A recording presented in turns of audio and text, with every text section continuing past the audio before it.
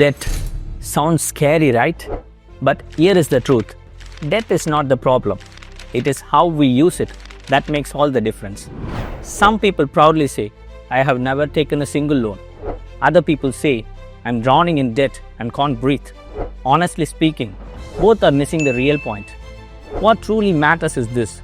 Is your debt creating cash flow or killing it? Good debt is productive as it will help you generate income. Example, think of buying a rental property. The rent will repay your debt. Think of buying debentures. The interest will repay your debt. That is positive cash flow because your debt is repaid by your passive income. On the other hand, bad debt is destructive. It only has financial pressure, like buying a phone or car on EMI that earns you nothing, just monthly payments done by you. That is negative cash flow because your debt is repaid by your active income. Here, how you repay your debt is the key. If your debt is repaid by your passive income, then it is working for you. If it is repaid by your active income, then it is working against you.